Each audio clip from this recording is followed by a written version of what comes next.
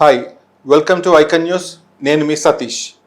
ఈరోజు మన స్టూడియోలో ప్రముఖ రాజకీయ విశ్లేషకులు అప్పసాని రాజేష్ గారు ఉన్నారు. వారితో మాట్లాడి ఏపీలోని రాజకీయ పరిస్థితులపై మరింత విశ్లేషణ చేద్దాం. ఏపీలో ఉన్న రాజకీయ పరిస్థితులు మనకు తెలిసిందే. కానీ ఒక్క విషయం నాకు అర్థం కాని విషయం ఏంటంటే, వైఎస్ జగన్మోహన్ రెడ్డి ఎప్పుడైతే ఇబ్బందుల్లో ఉంటారో అప్పుడు మాత్రం అటు తమిళనాడు నుంచి సుబ్రహ్మణ్య స్వామి కావచ్చు, ఇటు కర్ణాటక నుంచి ప్రకాష్ రాజ్ కావచ్చు, ఆయన్ని కాపాడే ప్రయత్నం చేస్తుంటారు. మేబీ కోర్టుల్లో కేసులు వేయటం కావచ్చు, లేదంటే సోషల్ మీడియాలో వాళ్ళకు అనుకూలంగా, అంటే డైరెక్ట్గా ఉండదు. సుబ్రహ్మణ్య స్వామి అయితే డైరెక్ట్గానే ఆ బంధాన్ని గట్టిగా బలోపేతం చేసుకున్నట్టున్నారు ఏదో ఒక రూపంలో. ప్రకాష్ రాజ్ ఈ మధ్య కాస్త అది మోడీ వ్యతిరేకత అనుకోవాలా, లేదంటే జగన్ మీద ప్రేమ అనుకోవాలా అర్థం కాదు. కానీ జగన్కి అత్యంత రక్షణ కవచంలాగా వీళ్ళిద్దరూ వ్యవహరిస్తున్నారు. ఎందుకు? ఏం ఆశించారు వాళ్ళు? ఇక్కడ ఇద్దరి గురించి తప్పనిసరిగా ప్రస్తావించి తీరాలి మనం. మన రాష్ట్రంలో మన సినిమాల్లో యాక్ట్ చేస్తా, తనకన్నా తెలుగు సాహిత్యాన్ని చదివినవాడు, అర్థం చేసుకున్నవాడు, తనకన్నా విశాల దృక్పథంతో ఆలోచించగలిగేవాడు లేడు అని చెప్పని ఫీల్ అవుతున్నా ప్రకాష్ రాజు గురించి ముందు మాట్లాడతాం. ప్రకాష్ రాజు కేసీఆర్ గారికి ఎంత లాయల్గా ఉంటారనేది ప్రూవెన్ ఫ్యాక్టర్.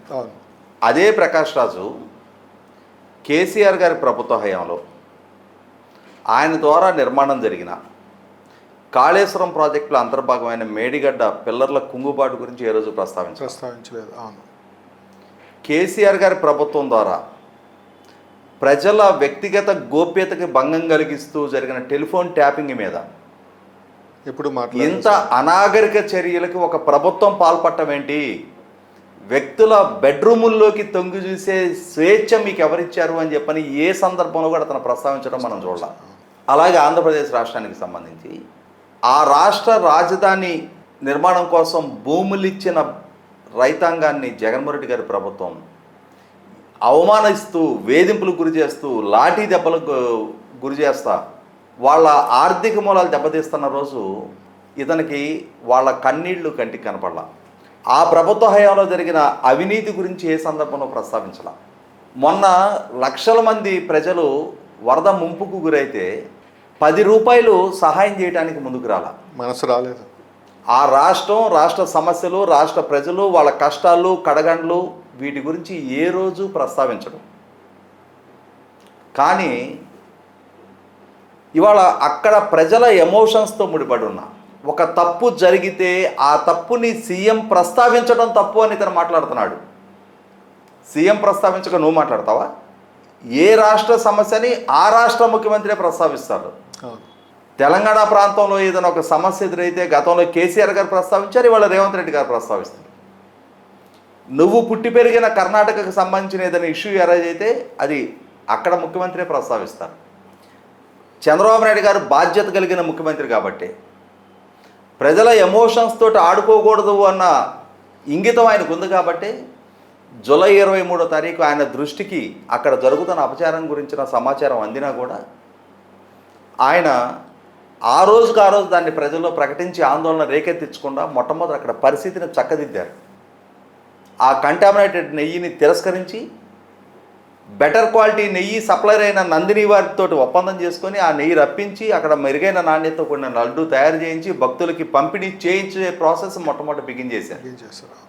అలాగే టీటీడీ బోర్డు ద్వారా ఈ కంటామినేటెడ్ నెయ్యి సప్లై చేస్తున్న ఆ సప్లయర్కి షోకాజ్ నోటీసులు ఇప్పించి ఆ డ్యూ ప్రాసెస్ ఫాలో అయ్యారు, ఎక్కడా ప్రొసీజరల్ ల్యాప్సెస్ లేకుండా. అందుకు ఆయనకి టైం పట్టింది.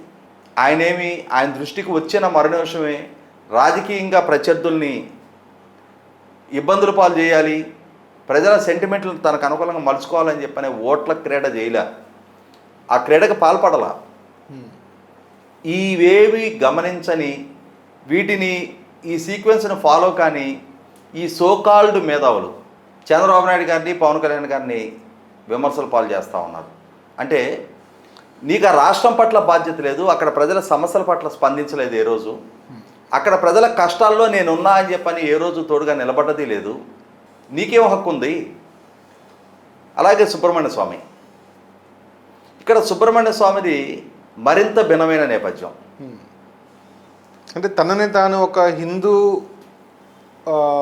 అనుకూలవాదిగా హిందుత్వ రక్షణ హిందుత్వ రక్షణకి పనిచేసే ఒక కార్యకర్తలాగో లేదంటే ఒక నాయకుడిలాగో తనను తాను ప్రకటించుకునే సుబ్రహ్మణ్య స్వామి ఇక్కడ జగన్కి అనుకూలంగా పనిచేయడం అనేది ఆశ్చర్యంగా ఉంది నిజంగా. ఇక్కడ సుబ్రహ్మణ్య స్వామి ఎంత పెద్ద హిందువు అనేది కూడా మనం చర్చించి తీరాలి. ఓకే, అంటే వ్యక్తుల జీవితం వారి వ్యక్తిగతం దానిలోకి మనం ఎందుకు తొంగి చూడాలి అని చెప్పని అనుకున్నా కూడా నువ్వు ఎలా జీవిస్తున్నావు, ఎవరితో జీవిస్తున్నావు, నీ ఏ విధమైన లైఫ్ స్టైల్ను అవలంబిస్తున్నావు అనే దాని ప్రాతిపదికగానే నువ్వు నీ నోటి నుంచి వచ్చే మాటలకు కూడా విలువ ఉంటుంది. అవును. 1966లో హార్వర్డ్లో బోధకుడుగా ఇతను పనిచేస్తూ తన శిష్యురాలైన పార్సీని ఇతను పెళ్లి చేసుకుంది. ఇతని వైఫ్ ఒక పార్సీ, హిందువు కాదు. ఓకే, ఇతనికి 2 కూతుళ్ళు ఉన్నారు. ఒక అమ్మాయి ముస్లింని పెళ్లి చేసుకుంది, ఇంకొక అమ్మాయి క్రిస్టియన్ని పెళ్లి చేసుకుంది. ఓకే, ఇతను మాత్రం హిందూ ఉద్ధారకుడు. సుబ్రహ్మణ్య స్వామి ఎంత పెద్ద హిందూ ఉద్ధారకుడు అనేది ఇక సమాజం నిర్ణయించుకోవాలి. ఇవాళ సుబ్రహ్మణ్య స్వామి మనసులో ఉన్న హిడెన్ ఎజెండా వేరు. అతను గతంలో కూడా ఒకసారి జగన్మోహన్ రెడ్డి గారి ద్వారా ఏర్పాటు చేయబడ్డ స్పెషల్ ఫ్లైట్లో తిరుపతి వచ్చి రాచ మర్యాదలతోటి దర్శన భాగ్యం పొంది అక్కడి నుంచి వైవి సుబ్బారెడ్డి గారితో కలిసి అదే స్పెషల్ ఫ్లైట్లో విజయవాడకు వచ్చి అమరావతిలో జగన్మోహన్ రెడ్డి గారిని కలిసి బయటకు వచ్చి ఆయన మీడియాతో ఏం మాట్లాడాడు? తిరుమల తిరుపతి దేవస్థానాన్ని కేంద్ర ప్రభుత్వ ఆధ్వర్యంలో నిర్వహణ జరగాలి అని చెప్పని. నాకు అర్థం కానిది ఏంటి అంటే జమ్మూలో ఉన్న వైష్ణోదేవి ఆలయం నుంచి ఈ సుబ్రహ్మణ్య స్వామి నేటివ్ ప్లేస్ అయిన తమిళనాడు చిట్ట చివర ప్రాంతం కన్యాకుమారిలో ఉన్న కన్యాకుమారి ఆలయం వరకు ఆ పక్కనే నాగర్కోయిల్ ఉంటుంది. ఆ పక్కనే 1,00,000 కోట్ల నిధులు బయటపడిన తిరువనంతపురం అనంత పద్మనాభ స్వామి ఆలయం ఉంటుంది. యూపీలో కాశీ విశ్వేశ్వరాలయం ఉంటుంది. ఒరిస్సాలో పూరి జగన్నాథ్ ఆలయం ఉంటుంది. మరి ఇవన్నీ ఆయా రాష్ట్ర ప్రభుత్వాల ఆధ్వర్యంలోనే నిర్వహణ జరుగుతూ ఉన్నాయి కదా. ఒక్క తిరుమల తిరుపతి దేవస్థానాన్ని మాత్రం కేంద్ర ప్రభుత్వ ఆధ్వర్యంలోకి పంపించాలనే ఉద్దేశం అంటే అది ఉద్దేశమా దురుద్దేశమా?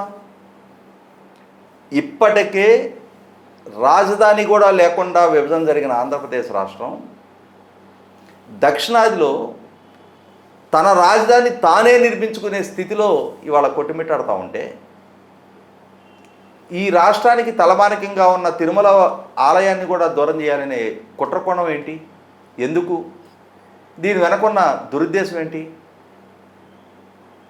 తమిళనాడు ప్రాంతానికి చెందిన సుబ్రహ్మణ్య స్వామి మనసులో ఉన్న దురుద్దేశం ఏంటి అంటే మెడ్రాస్ స్టేట్ నుంచి ఆంధ్ర రాష్ట్ర విభజన జరిగిన రోజు ఆ రోజు తిరుమల శ్రీవారి ఆలయాన్ని తమిళనాడుకి చెందాలి అని చెప్పని కొంతమంది డిమాండ్ లేపారు. ఓకే, తిరుమల ఆలయం పట్ల మీరు కనుక డిమాండ్ లేపే పక్షంలో ఆనాటి చెన్నపట్నం, చెన్నై, మెడ్రాస్ ఇవాళ చెన్నైగా పిలువబడుతున్న చెన్నపట్నం మాకు కేటాయించాలి అని చెప్పని ఆంధ్ర రాష్ట్రం నుంచి వచ్చిన డిమాండ్ నేపథ్యంలో వాళ్ళు తిరుపతిని వదులుకున్నారు. కానీ వాళ్ళ మనసులో ఇప్పటికీ కూడా ఇంతటి ప్రతిష్టాత్మక ఆలయం ఆంధ్రప్రదేశ్ రాష్ట్రానికి చెందటమా, ఆంధ్రప్రదేశ్ రాష్ట్ర ప్రభుత్వ యాజమాన్యంలో ఆలయ నిర్వహణ జరగటమా ఓర్చుకోలేని కొద్ది మంది. ఎందుకంటే ఇప్పటికీ కోట్లాది మంది శ్రీవారి భక్తులు తమిళనాడులో ఉన్నారు. ప్రతి నెల ప్రతిరోజు వేలాది మంది తరలొచ్చి శ్రీవారి దర్శనం చేసుకునే మౌన భక్తులు లక్షలాదిగా ఉన్నారు. వారందరూ మనసులో లేదు. కానీ పిడికెడు రాజకీయ నాయకులు మేధావులుగా చలామణవుతున్న ఇటువంటి కొద్దిమంది వ్యక్తులు ఉన్నారు. వాళ్ళకి ఆంధ్రప్రదేశ్ రాష్ట్రం అంటే చులకన, తెలుగువారంటే చులకన. ఈ నేపథ్యంలోనే తను వివాహం చేసుకునే విషయంలో చాలా ఉదారవాది, తన బిడ్డల పెళ్ళిళ్ళు చేసుకునే విషయంలో చాలా విశాల దృక్పథం. కానీ ఇక్కడికి వచ్చేటప్పటికి ఛాందసవాదిగా తిరుమల శ్రీవారి పరిరక్షకుడిగా చలామణి అవ్వాలని చెప్పని తాపత్రయపడుతూ ఉంటారు.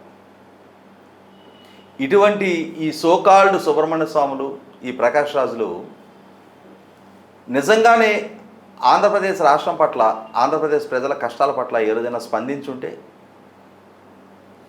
రాష్ట్రాన్ని రాజధాని లేకుండా విభజన చేస్తున్న రోజు మెరుగైన ప్యాకేజీ ఇవ్వండిను, మెరుగైన ప్యాకేజీ ఇవ్వటానికో, లేదు రాష్ట్ర రాజధానిని విధ్వంసం చేస్తున్న జగన్మోహన్ రెడ్డి గారిని విమర్శించు, ఏదైనా కొద్దిపాటి చిత్తశుద్ధి ప్రదర్శించుంటే కష్టకాలంలో ఆంధ్రప్రదేశ్ ప్రజలకు వీళ్ళు అండగా నిలబడ్డారు అని చెప్పని మనం కూడా భావించుండేవాళ్ళం. ఒక హుదూదు తుఫాను వచ్చినాడు, విజయవాడ వరదలు వచ్చినాడు కూడా స్పందించటానికి మనసు రాని ఇటువంటి సోకాళ్ళు ఒక కర్ణాటకీయుడు, ఒక తమిళీయుడు ఇవాళ వచ్చి ఆంధ్రప్రదేశ్ ఆలయాల గురించి, ఆంధ్రప్రదేశ్ రాష్ట్రంలో ప్రభుత్వ పాలన గురించి విమర్శలు చేస్తూ ఉంటే నవ్విపోదురు కాక నాకేడు సిగ్గు అని చెప్పని సమాజం అనుకుంటుంది, కానీ వాళ్ళు అనుకోవట్లా. సో ఇంత జరుగుతున్నా కానీ వాళ్ళ వైపు నుంచి పశ్చాత్తాపం కానీ అది ఏమీ కనిపించట్లేదు. ఏం కనిపించదు. ఎందుకంటే ఇవాళ సుబ్రహ్మణ్య స్వామి 86 సంవత్సరాల వయసులోకి వచ్చాడు. ఏం రోడ్డు మీద బాతిన మైలురాయిలాగా 1000 ఏళ్ళు అక్కడే స్థిరంగా ఉన్నాడు కదా.